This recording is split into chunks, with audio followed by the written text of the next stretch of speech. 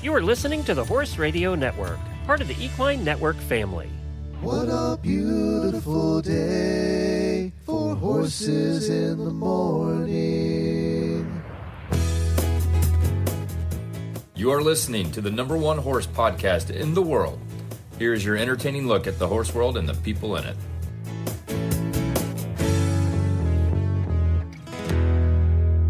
Well, good Wednesday morning. I am Glenn DeGeek in Ocala, Florida. And I'm Jamie Jennings in Norman, Oklahoma. You're listening to Horses in the Morning on the Horse Radio Network for Wednesday, September 24th, episode 3782. Good morning, horse people. Well, today we're going to learn about the Appalachian Trainer Face-Off with competitor Chloe Capaldi and the breeds of the alphabet. We haven't forgotten about it. We're up to N, and we're doing the Nokota Horse today. Plus, do we have weird news? Yeah, it's never ending. Okay. And we'll be doing a post show as well.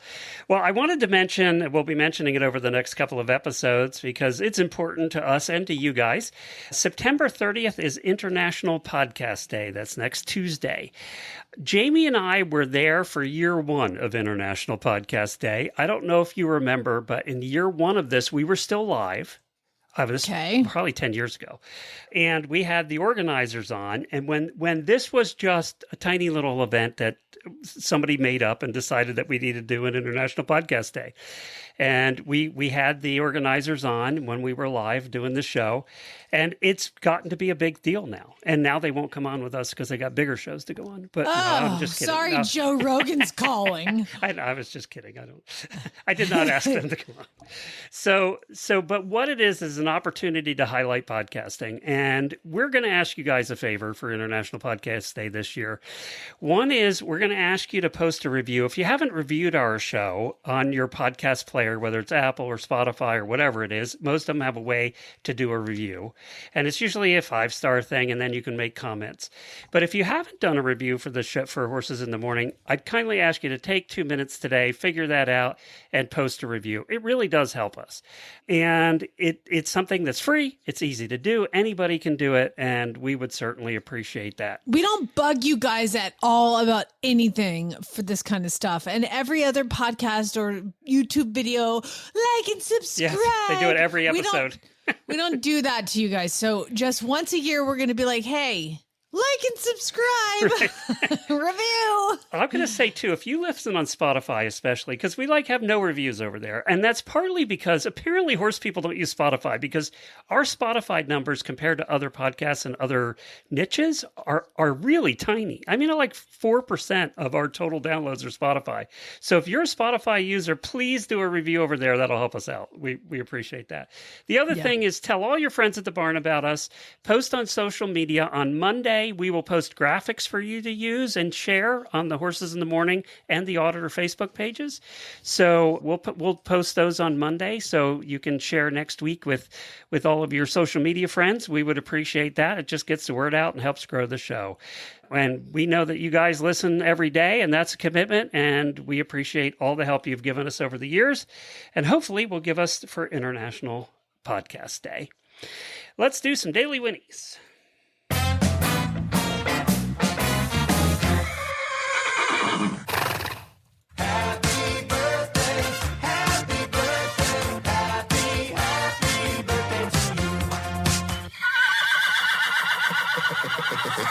Well, we have 3 auditors with birthday. Susie Ryan, Carrie Garvey, and Danny Russell. Happy birthday to all of you. We appreciate you being here.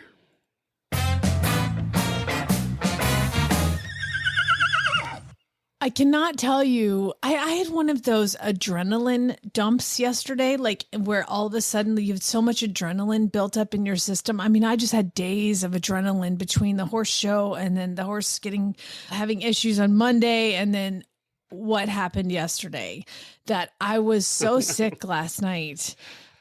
And you don't know about this, but I mean, you kind of know about it. So I and my neighbors and my community have been in a fight with the Oklahoma Transportation Turnpike Association, the OTA. And we have been threatened with a turnpike to go potentially directly through my farm. I mean, destroy my house, destroy my barn, all of it. And yesterday was the day that they announced the new proposed route. It's been moved a couple times, and I am 100% by no means completely comfortable with any of this, considering they've moved it before. But they made an announcement yesterday.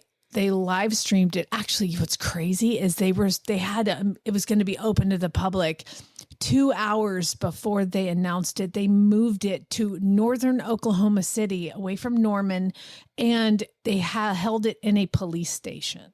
So that is like, and they moved it without telling anybody. So, I mean, the unbelievable amount of shenanigans and ridiculousness and everything that has gone along with this. It's shameful the way that these people are behaving. It's embarrassing. Like, I don't know how they sleep at night. It's awful. But at any rate, they made the announcement yesterday at 2:00. And so Chad and I were like, sitting watching my phone as they hop up there, and they spend 10 minutes telling everybody how important this turnpike is going to be. Yes, we're taking out the eastern side of Norman, which is all farming community and ranches and small farmettes and things like that. And they're like, well, obviously the traffic in Norman, Oklahoma is so bad. It's like, no, it's not. Like, come on, people. I was there. I didn't walk away from my trip there going, traffic's horrible. God, the traffic in Norman, Oklahoma is crazy. No, it's not. It's why this is all crap. So anyway, we're sitting down and they were announcing where they're going to go. And they announced that they are not taking my farm. Oh, really? It's going to be less than a mile west of us, but we won't be turnpike adjacent. Like, it won't be out my window. It'll be west. So, at that point, Chad and I hugged and I just started bawling. And the thing that happens is like, okay, yes, it's not taking my farm, but it's still taking other people's farms. And Patty Auto, it's going to be in between her house and mine. And she lives a mile away. So they're pretty much putting it directly in between her house and my house. So we're going to have to so she'll actually end up being closer to it. Maybe, possibly. So, I mean, they're going to move around the lines a little bit. Yeah. But I feel like such a absolute jerk for being so relieved, because I'm just devastated. I have another friend, Jennifer, and her family, which their house is gone. Like, it's just gone. I mean, they're just obliterating everything for something that is completely unnecessary, unwarranted, and unwanted. Like, there's the turnpikes here. Like, they were like, the turnpikes are going to be free when we're done with it. And that's what they've been saying for years and years. And it turns out that they just keep building it. It won't ever be free. They're like, oh, we need to do improvements on it. We need to do that. It's like complete shenanigans. So we are still involved in a lawsuit. I'm so tired of being on the news, Glenn. Like, I'm so tired of it. Well, you were supposed to have a demonstration too. Was that tonight?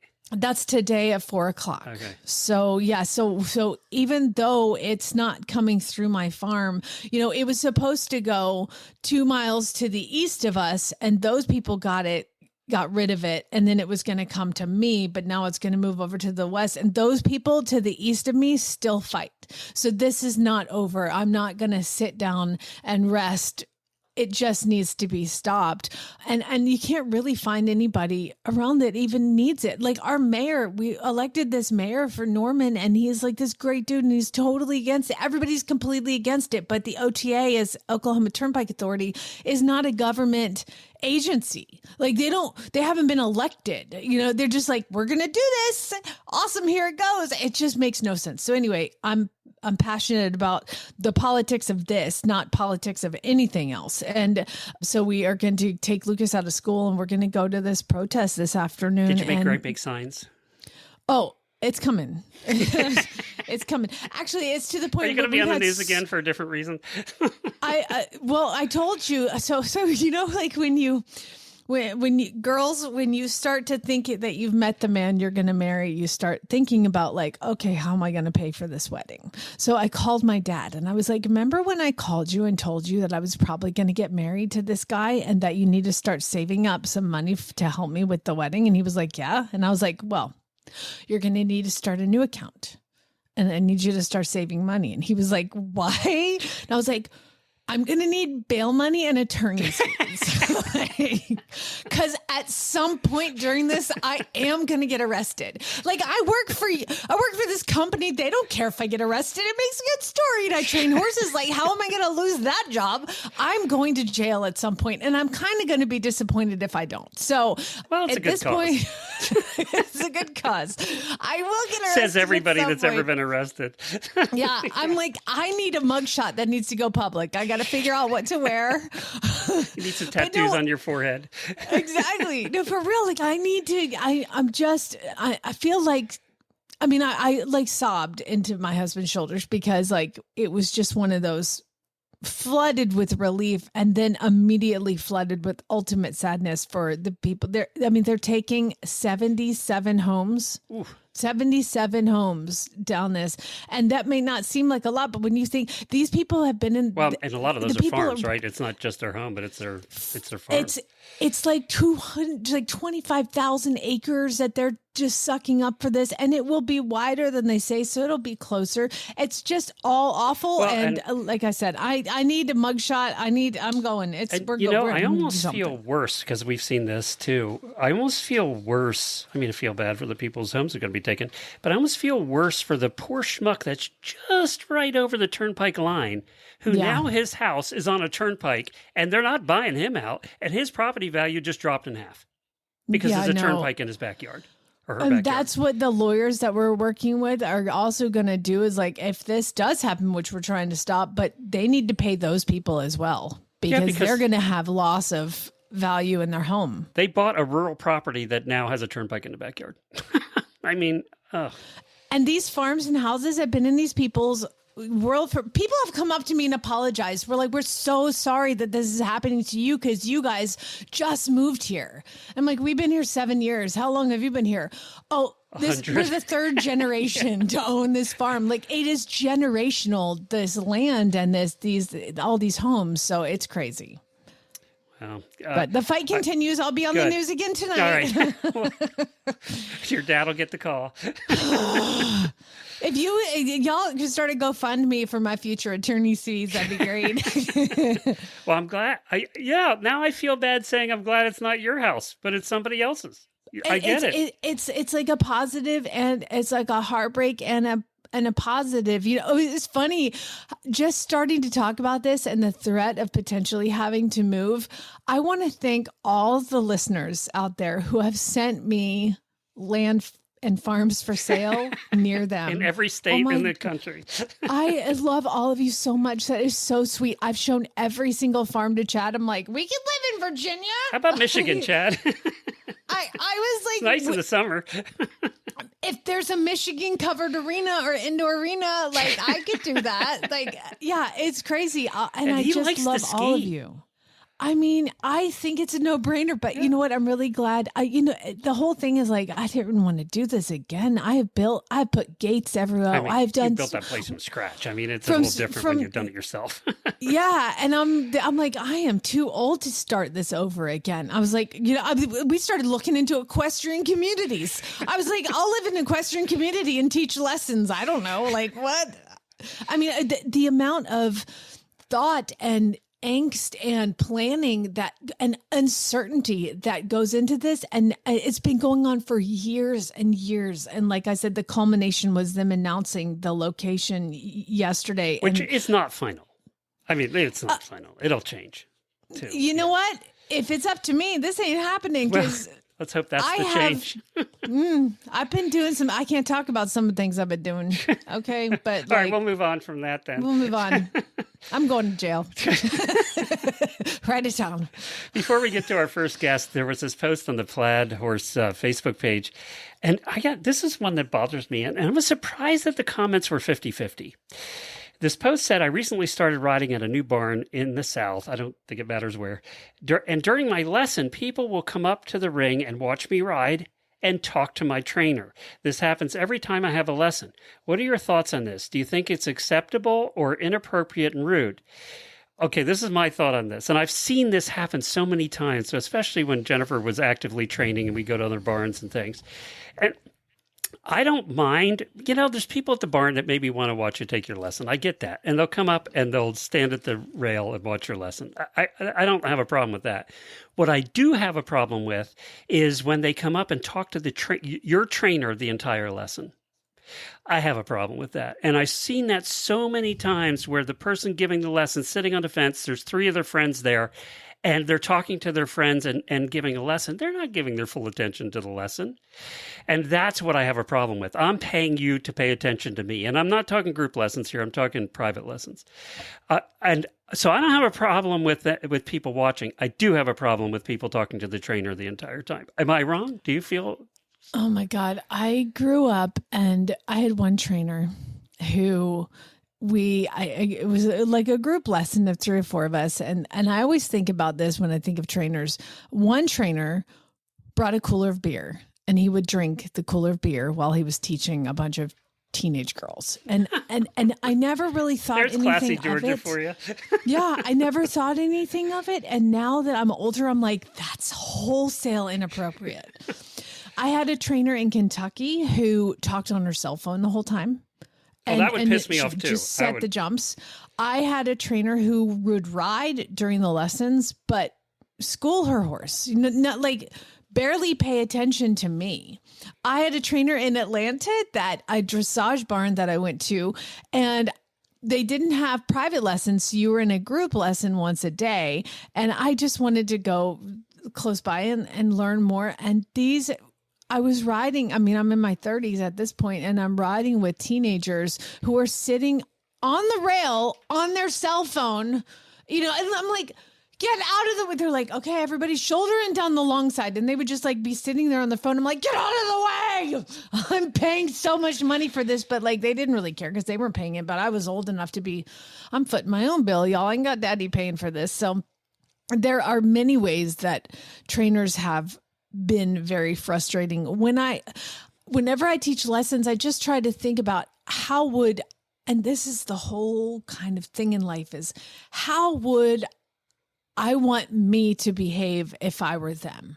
Like I would want a trainer who's attentive and participates and engages with people. And so in Arizona, I always had a training horse and I would do these group jumping lessons and we would just all take turns like, okay, my turn, your turn, you go, and so we kind of made it fun like that. And I think that's important too, is just become engaged with the person that you're teaching. And on the flip side, demand a trainer that is engaged in you. Lessons are too expensive now. Yeah, oh you're paying hundreds sometimes, right? So yeah, I don't know. But I would feel this way if I was hiring a consultant and they were talking to somebody else in my hour that I'm paying for, right? You're paying for that. And you know what I was shocked at? I was actually shocked at about 50% of the comments saying, "Oh, this is fine. My trainer does it all the time." I just don't. What? 50% of the comments were, "This is fine. It happens all the time." And I was like, I don't have a problem with people watching along the rail. Okay. Because a lot of times it's your friends or the people at the barn and they're trying to learn something from your lesson. I get that. Yeah, no, that's fine. Unless they're but walking into the arena to stand with the trainer, no. No. I'm sorry, no. And trainer on the phone, no. First of all, you wouldn't do that when you were working with one of your new horses, right? When you had Farm Boy there, I guarantee you weren't talking on the phone when you were in a ring and Farm Boy and you were working on a brand new horse to the barn, right? No, because you're present, right? You're present. And that's, I think that's the word I'm looking for, is then I don't think the trainer is truly present. Yeah. And I want the trainer to be present for me because that's what I'm paying them for. Maybe I'm wrong. Maybe I'm just old school. I don't know. I'm shocked that half of the people. Oh yeah, it was half. NBD. Now, a lot of them did say you need to talk to your trainer about this and let them know. And this person made it in the comments did say they were afraid to do that because they're afraid because trainers are so hard to find and they want to rock the boat and they want to make anybody mad and that's another problem we have in this industry. But I think you should. I think you should tell the trainer you're paying the bill. It goes back to my mantra of never. I'm just not going to beg somebody to take my money. Like when you call about a horse and they're cagey and they're not really getting back with you, or like you have a trainer who just really you're having to beg them to take your money. No, I don't work like that. No. Yeah, I don't either. And I don't care what it is, what kind of lesson you're taking or what your service you're paying for. You're paying for a service. What's the online, you can listen to the riding lessons while you're riding? Yes. The little ear things. Yeah, I can't remember the name. Oh, we've had them on. They're awesome. Well, anyway, how do you guys feel about that? Let us know. Or did you have a trainer that did this and did you do something about it? I'd be interested to hear that. Well, we're going to head to our first guest, and our first guest today. Ride IQ. Ride IQ. That's what it is. All right, let's head off to our first guest. Well, our first guest today is Chloe Capaldi, and she is here to talk about the Appalachian Trainer Face-Off, which, Jamie, if you'll remember, we probably covered 3 years ago. It's been a while. Yeah. But one of our listeners named Christy, I think she's an auditor too, recommended Chloe come on. She's participated in this competition before, and she will be again. Hi, Chloe. Hi there. So do you live in the Appalachians? Where do you live? I do not. I actually live in northern Michigan. Oh, wow. Okay. So that's a long way from Appalachia. It is. So that answers one question. They obviously take trainers from outside of the Appalachian states then. Absolutely. They take trainers from all over the country. Very good. And this is done by the Phoenix Equine Rescue, who we have talked about. We've had them on before as well. Can you tell us a little bit about that organization? Yeah. So the Heart of Phoenix is based in West Virginia. And they take on horses. They're a horse rescue. So they have, various horses, whether it's abuse or neglect or just cases where the owner can no longer take care of them. So they function like a normal rescue in that way. And then they also work with a lot of these feral horses that are on the old strip mine lands around there. And it's a population of horses that are just an amalgamation of domestic breeds that end up having these herds out there that are creating all these bands of feral horses. So they work with those as well. And those horses also come through the competition. I've never heard about those horses. It's funny. Christy used the term Appalachian Brumbies. Is that what she's talking about? Yeah. So that's the term that they've kind of coined for them since there's, they're not Mustangs, although when you say feral horses, that's typically what people think of. But they're just horses that have been over time either released or escaped and created their own breeding population. So their breeds are all over the place. Okay, hold on. The fact that it's called a Brumby makes me have to have one. I need one. Yeah, Australia's a little far to ship one, but you can get one here. Well, I sort of was a competition failure. I ended up adopting my own first, so I technically own one now. So, and that's interesting about this competition too, because the horses are all put up. Is it auction after? Is that how they do it? Yeah, that's the idea. So it functions essentially like a Mustang makeover where you go and you pick up your horse. You do have a little bit of a choice. It's a lottery of how you pick your horse. And then you go back, you have 100 days to train. And then when the 100 days is over, you head back to West Virginia with your horse. And there's a 3-day showcase competition. And then at the end of those 3 days, the horses go into an auction. And the idea is that it's, finding the horses new homes, but also being able to raise money for the rescue. That's a great idea, though. It's something thinking outside, because all the rescues right now, especially, are they need funds. So it's a good idea on their part. And you failed. Tell about your failure. You're a foster failure. Yeah, I ended up with a horse that was one of the Appalachian Brumbies. he had been at the rescue for a couple years, so I wasn't starting from scratch. He, was able to be handled. So he had some basics, but he was a tough case for me because I had never really worked with a horse that had such a strong flight instinct. So he was really a challenge. And the more I got to know him, he was just ticking all kinds of boxes for me. And I couldn't let him go. So I ended up bidding on him in the auction event at the end. And I got him. I have a question about this. So when the auction is happening, are you out like kind of holding him in front of everybody? And then like as the bidding starts, you're having to raise your hand and like then people are bidding against a trainer? Well, yeah. So they actually have somebody do that for you. So since the trainer, it puts people kind of in a weird spot. If they know the trainer is bidding for their horse, they just have a proxy for you bidding. And the proxy just knows how high you would want to go. And they do it that way. Well, okay, then that's not fair because they're still going to bid against the trainer, even though that doesn't seem fair. Well, that's the way they do the Mustang makeovers too, isn't it? This similar way, I think. I have no idea. I think I haven't been a part of one of those. Way. You have to bid. You have to buy your own horseback, basically. Yeah. Then what happens is that the proxy's bidding, and then they would look at me while I'm like on the horse, and I'd be like, "Just keep going." Yeah, Jamie would not be good at this. She'd be looking nervous. Oh no. You're not cut out for that, Jamie. No. So you're going to participate. They just had this year's, and they do them every August. And as I understand it, you're going to participate next year, but in a little different way. You're basically doing a favor for the Heart of Phoenix, right?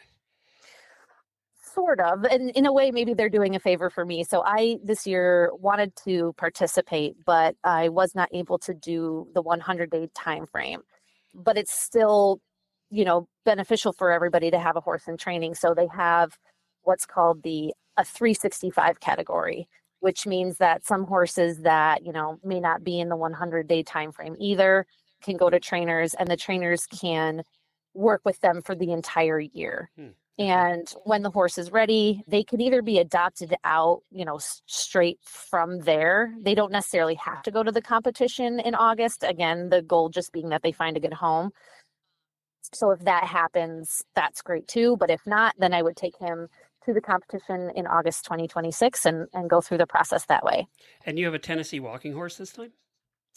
Well, they're not quite sure what he is. He is my favorite kind.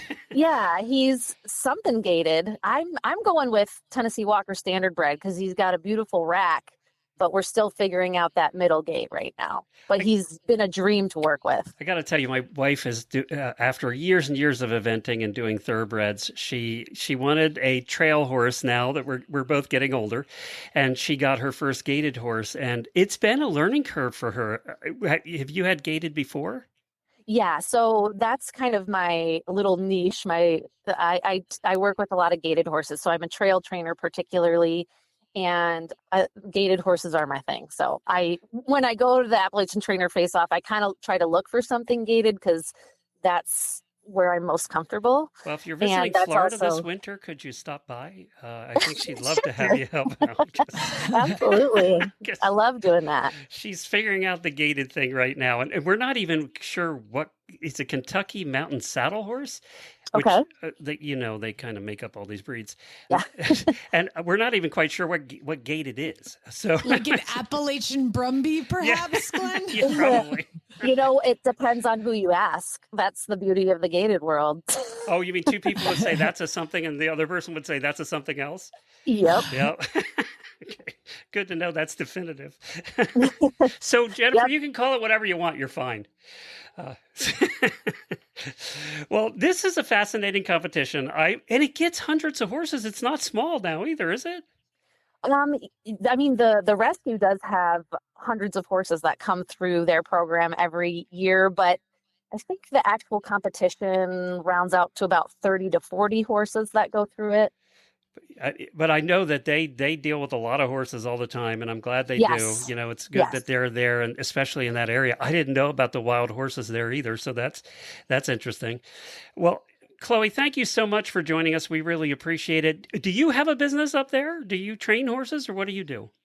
I do. Yeah. My side hustle is training horses, but I have a Facebook page called CK Horse Training and Consulting. And if people are interested in looking me up on there, they can. So in other words, my wife could send you a video and you would consult with her. And Sure, absolutely. because I think she'd love that right now. Sounds good. Thank you, Chloe, for joining us. We really appreciate it. All right. Thank you so much. Non-GMO whole food nutrition is the basis of the entire Daily Dose Equine program. We never forget that natural is better and simplicity is key. Daily Dose Equine uses non-GMO whole food ingredients like alfalfa, timothy, peas, sunflower seeds, and flax. Daily Dose Equine doesn't use fillers, bulking agents, or leftovers from other industries, so you can feed less yet improve body condition and energy. And our feeds are free from chemical residues and glyphosate. Find the perfect formulation for your horse at dailydoseequine.com. Select Daily Dose Equine formulations are available nationwide through chewy.com and tractorsupply.com. It's time for Breeds of the Alphabet. From Arabians to zebras, we take you on an adventure, highlighting a breed for every letter of the alphabet. Can we do it? Stay tuned in 2025 and find out.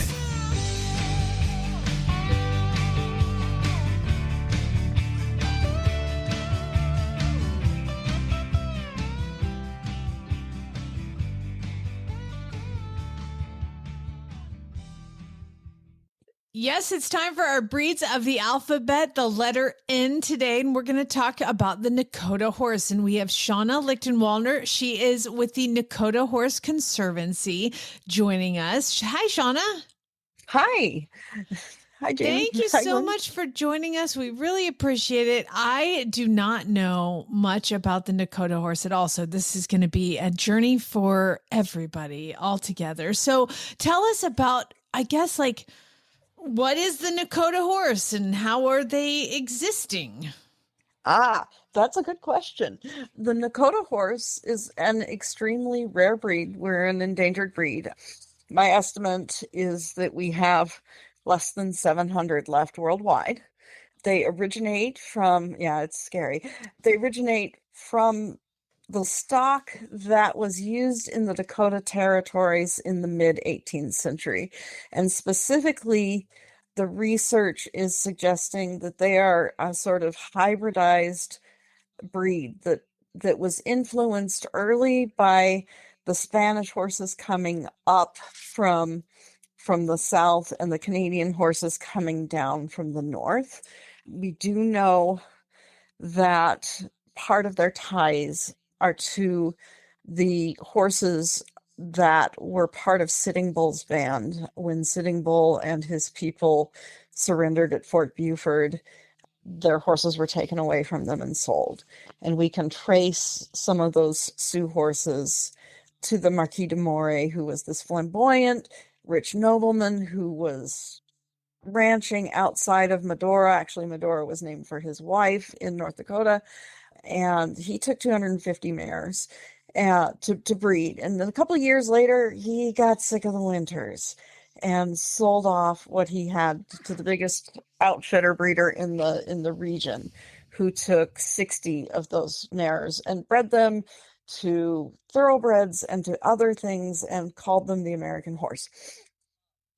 But that was only let's just make it the American horse. I've never heard of the American horse. There we go. Yeah. So I'm giving you the long version, which is bad. No, it's great. Anyway, it's great.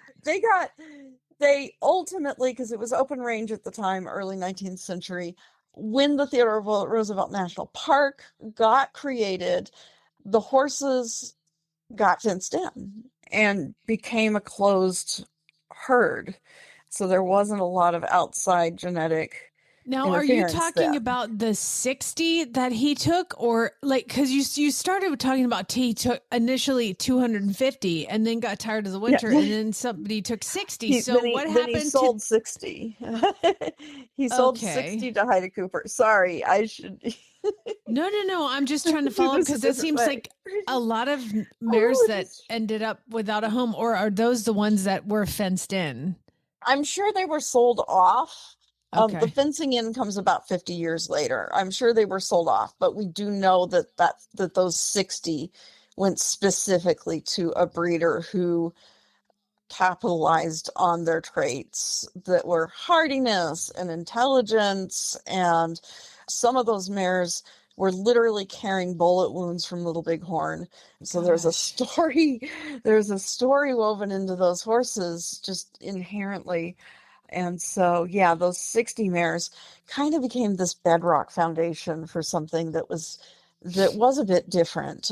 And then they just got fenced into the park and not exactly forgotten about because the park didn't want them there. And sounds like a familiar tale. Yeah, Nothing's so the park changed. was so the park was trying to figure out how to eliminate them, and their plans to just literally eliminate them weren't publicly very popular.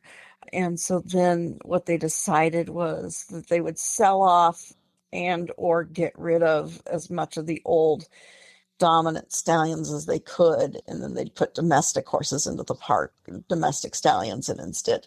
So they started auctioning off these horses in the 80s. And Frank and Leo Kuntz, these two brothers of a large family of horsemen, recognized that they were special horses and bought up as many as they could.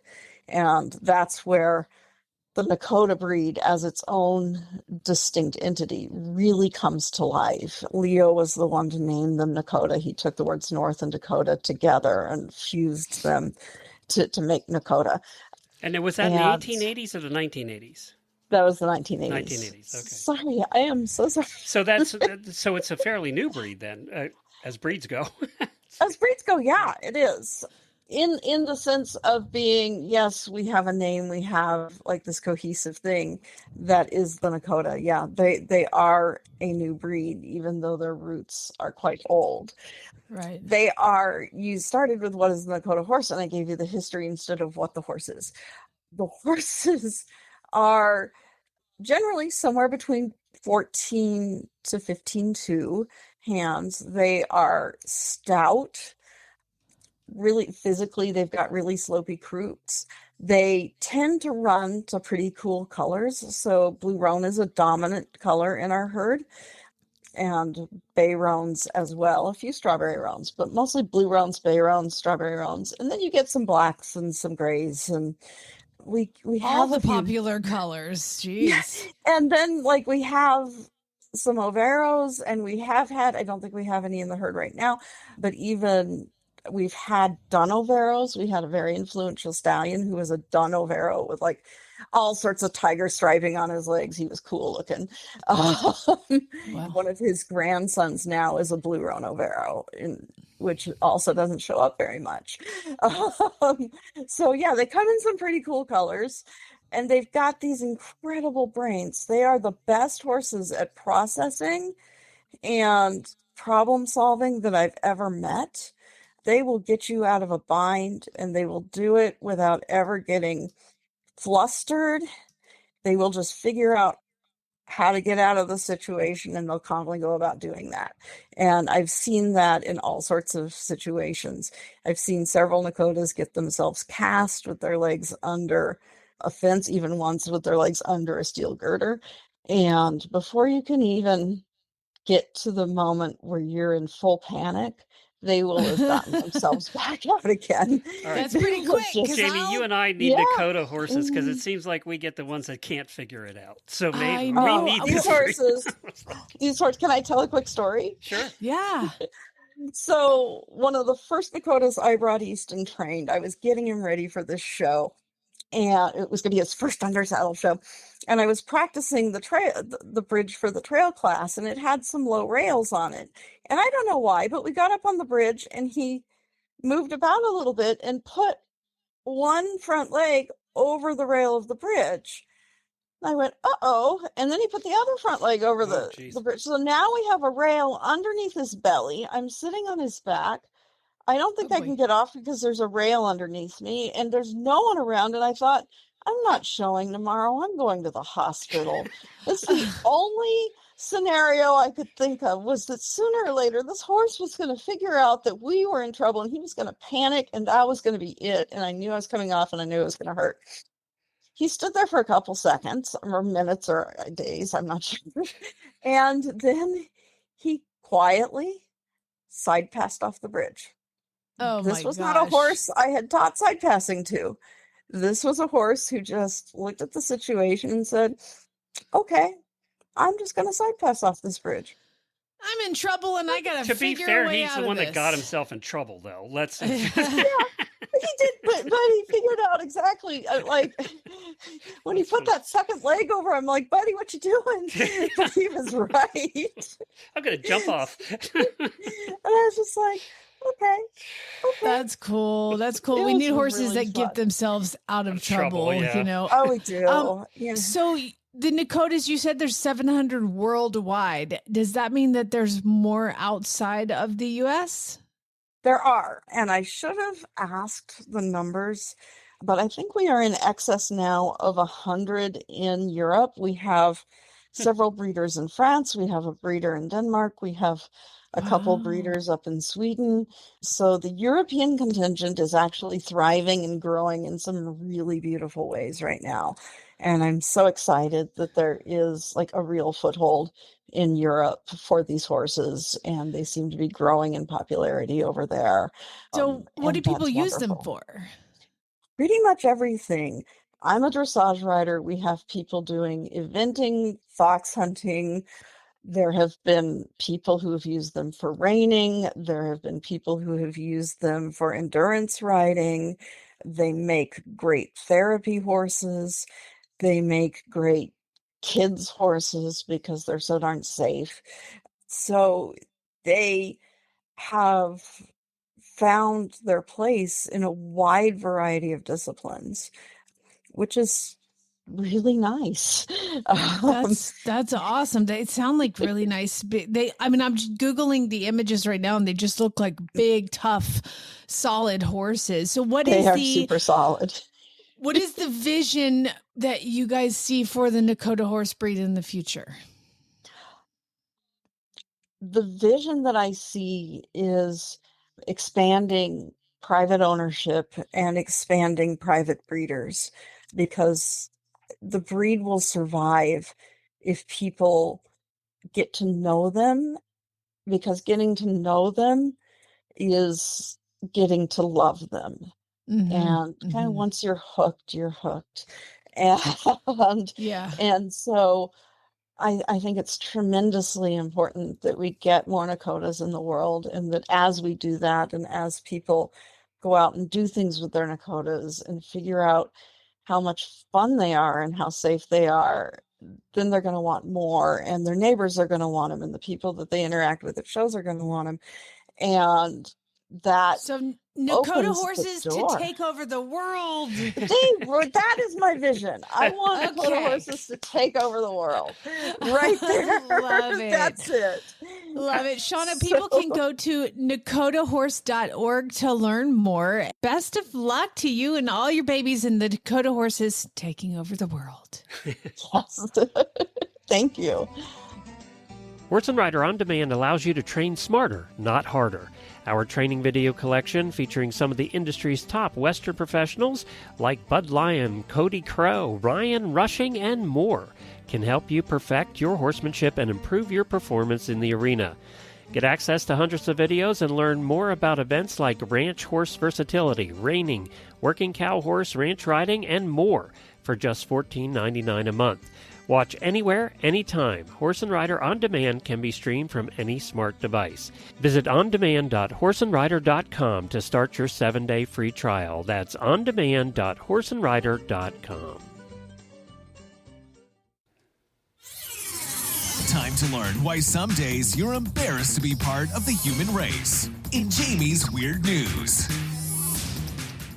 That's right. It's a time when listeners from all over the world send me news stories that are happening in their neck of woods or just random ones that they see. So if you're ever looking through the news and reading an article and you're like, dude, this is so weird, email it to weirdnews@horseradionetwork.com.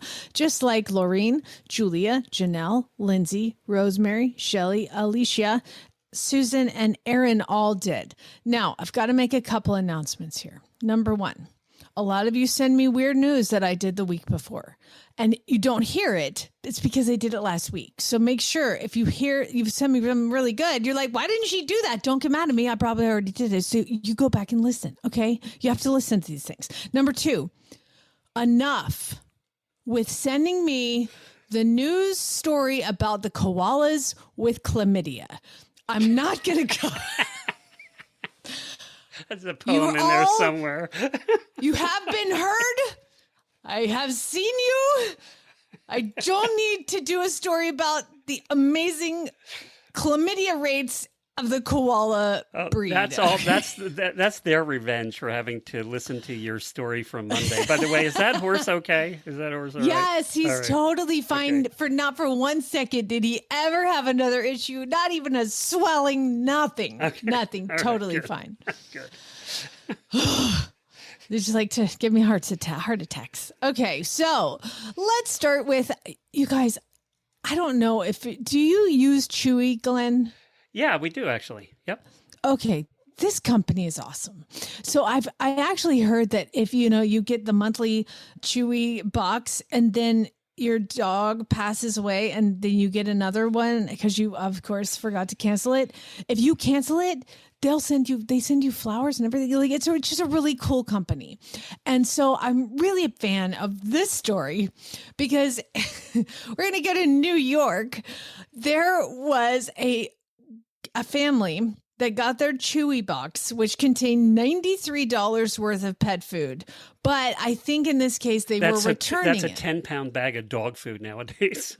I mean, yeah, you get the bougie stuff, But $93 worth of pet food. So they're going to return it. And so they have this box on their patio. And I guess they came out the next morning and the box was open. The bag of Chewy food was obliterated all over the place. It was absolute chaos on their patio. And they're like, oh my God, somebody went to steal everything. And they realized it was dog food once they opened it up, and so it was supposed to be returned. So they went and consulted their cameras. They had the Ring doorbell cameras. Raccoons. Oh. Raccoons popped right up. Opened the container. Raccoons are so ingenious. They just nothing stops a raccoon. Yeah. So they opened it up and they saw them pull the dog food bag out and obliterate it. And there's food everywhere. They ate their fill and then they left. Now, since then, the raccoon has been coming back every night. Yeah, looking for dinner. It's like, where's my food?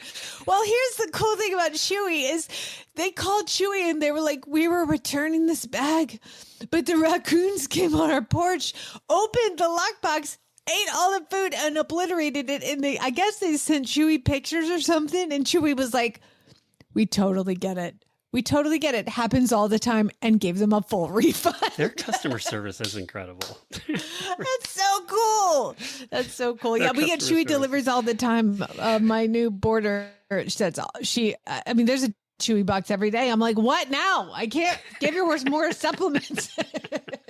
Hey, I did this while you were doing that. I put into Gemini that I would like them to write a poem about koalas with chlamydia. And oh, no! Gemini came back with, this request is a bit unusual. I cannot create a poem that directly links a real medical condition like chlamydia with a fictional species like koalas, as it could be misconstrued or offensive. I didn't know they were fictional. I didn't know that they were fictional either. And you would think that Gemini would be able to source all the 9 billion stories on the internet about koalas with chlamydia. Chlamydia, yeah. Apparently koalas are not real animals. So you're spreading false information, Jenny. Sorry. Well, let me try to keep it real. Okay. Now, y'all remember, I am heading to Hershey, Pennsylvania this weekend to take Is it this my weekend? son. Oh, yeah. Yes. Oh, we good. leave on Friday and we're going to Hershey, Pennsylvania. And we are trying to figure out what to do. So if we have to go super early, we're going to take the Hershey tour on Friday. And I'm super excited to go sample all the chocolate. Well, if you live in New Jersey, you don't have to travel to Hershey. You can just sample chocolate on the road. That is because a tractor trailer heading westbound on Interstate 80 rear-ended another tractor trailer that was over on the shoulder. Kaboom! The tractor trailer and all of its contents spilled out on the roadway. Now, we have had some really gross things spill out on the road, like fish, and we had squid, and we have had beer, and we have had everything. This time, M&Ms for everybody. Okay, that's one I'd probably have to stop for. Yeah, right? I know. And not all of the bags opened up. So there were like complete like boxes of M&Ms. I might just have to pull over and nick one of those. Like I said, I'm going to jail for something. Okay. So a portion of the road was shut down for 2 hours while the spilled candy was cleared from the scene. Do you know, I got to bring something up here. This goes to Florida, right here in Ocala. For last night, for the third time in 2 years, we have had a dump truck that's driving down Route 75, our major highway, right? I-75. I mean, it's huge. And hit a bridge. This is the third time we've had dump truck drivers with their load, with their bucket fully up, took out a bridge. The road is closed indefinitely because it did so much damage to the bridge last night that southbound on Route 75 is now being detoured through Ocala. It's going to be a freaking nightmare. Gosh. This is the third. How does a dump truck driver not know that their bucket is up? How do they not know that? They look in the rearview mirror. They jumped, they like lifted the whole thing to dump and then drove just down the drove highway. You would think the wind would be catching it so bad that it'd be buffeting the truck. Why is it so slow? I can't get up to speed. I don't know. Think about it. After the second time it took out a bridge, they said, we really need to get legislation to have a warning alarm for dump truck drivers. And I'm like, how about we just get some non-dumbass dump truck drivers? Exactly. How about we have them take a test? Oh, my God. This is the third time, and it's closed. They said it could be weeks. Oh, my gosh. Enjoy the traffic around Ocala. Okay, Glenn, we're going to go to Greenville, North Carolina. And at 3 a.m., 2 guys, one from Belgium and one from Romania, climb into a jewelry store. And they're doing like the Ocean's 11 jewelry store heist, right? So they like somehow get their way into this jewelry store. From the ceiling on a rope? Like in the movie? It doesn't say, but I imagine that's exactly what they did. And I'll tell you why. So they go through and they get all this jewelry and they fill their bags. And, well, I mean, like there's motion detectors. So, I mean, the police were called and the police were dispatched and they all fled the jewelry store and they go in with their guns drawn and they're like, police! We know you're in here. Come on out. And they can see the mess in the jewelry store, like the broken glass and all the stuff everywhere. They can't find the guys. They're from Belgium and Romania. And I would imagine that they're some sort of gymnast or something because they ended up disappearing. And officers are like, where did they go? And they heard a thump from the roof, from the ceiling. And they're like, hey, come on out with your hands up. We know you're up there. And boosh, crash. The guys fell through the roof to the foot of the police officers with all the jewelry busting out, spreading all around. So they were arrested and are in jail. Do you know who's not in jail? I just saw a report on this morning. Remember the scuba guy who robbed the restaurant at Disney? Yeah, we did last week. He swam underwater They still and haven't got found up. him. He's still What? They haven't found the scuba dude. Apparently, he got away. He got it. I mean, he robbed those people at like gunpoint. Yep. You know, I mean, Yep. there were witnesses. He's That's still crazy. gone, and you know that he's going to do it again. You just know he's going to do it again. Oh yeah, that is the scuba heist. Okay, we're going to go to this one, and I got a lot of emails about this one, and most of them were like, how come we didn't have this one last week? What was last week's theme, Glenn? Oh, I don't remember now. It was poop week, ding Oh, dong. that's right.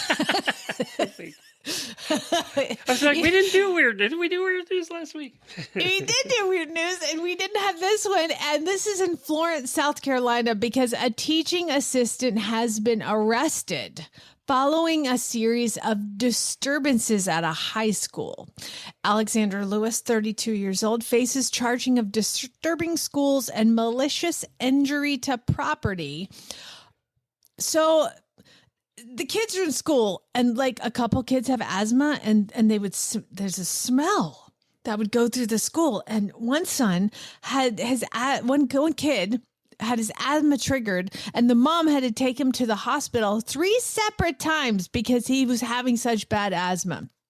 And they were like, what is going on here? Why does it smell so bad in here? Well, Alexandra Lewis they went through his Amazon history, and he had been ordering, it's basically like poop spray. It's a spray designed to mimic the smell of feces, and he had been deploying it throughout the school. They don't know why.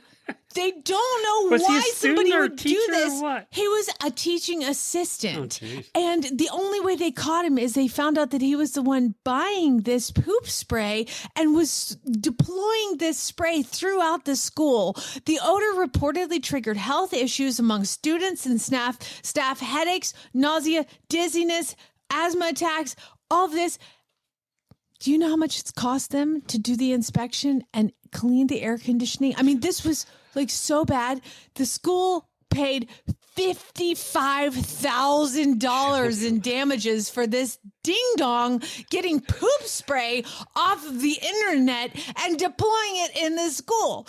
He has appeared in court. His bond was set at over like $10,000. And it's basically he's getting a malicious injury to personal property charge and is going to Do you know court. a job he's never going to have again? I would imagine he's not going to be a teaching assistant again. Never Hey guys, you need, if you're going to buy things that are stupid, if you're going to do stupid things, you're going to win stupid prizes. But if you buy stupid things on the internet, remember, there's a record of it. Okay. They can catch Did he you. not get past the age of 5 that think that was funny or fun? I mean, the thing is that he hasn't gone to court yet, so they haven't said why he did it, but it just makes absolutely no sense. But did he think it was funny? Like, I don't know. I don't know either. Do you have another one? That is it for the weird news. You told me I'm only allowed to have 4. That's right. Well, there you go. Well, thank you for sending your weird news in. You did have some weird news today. You can send it to weirdnews@horseradionetwork.com, and then Jamie gets it, and she will include it for you. What did we learn today? We learned today that if you leave food on your porch, a raccoon's going to take it. We learned that there's free M&Ms on New Jersey Highway. We learned if you're going to rob somebody, don't hide in a ceiling that will not support human body weight. And also, watch out what you buy on the internet. And we They'll all catch should you. have Nokota horses that apparently are smarter than the horses we own. So I think that's the other thing I learned. It's the first horse we've ever talked about that doesn't actually want to die. Yeah, exactly. Exactly. Everybody should own them. All right. So I found this meme was posted in the auditor page. I thought we'd end today's show, and auditors, hang on. We'll do a short post show for you today. And keep in mind that tomorrow we will be dark tomorrow.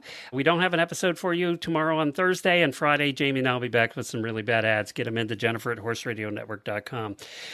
So this meme was posted on the auditor room. What we remember when horses get expensive. If we didn't have the horses, we would definitely go insane. If we go insane, we will not tolerate annoying people and we will get arrested. Jamie's almost there, actually. Bail is more expensive than horses, and if we can't pay the bail, then we go to jail. and there are no horses in jail. So keep that in mind, Jamie. There's no horses in jail. When I put that one in here, I didn't know we were going to be talking about you going to jail. So, well, it's funny. I was such a mess yesterday, Glenn. I actually took Miles. I put the Western saddle on him. I galloped him in the field and I took him in the pond. And so I posted videos there, and I posted videos on my Flyover Farm Facebook page also of grooming Butters with hands-on gloves. Oh, dear God. He's a fan. So if you want to see Butters getting very happy about getting groomed, you can go see those on the Flyover Farm page. Thanks, everybody. Spay, neuter, and gallop.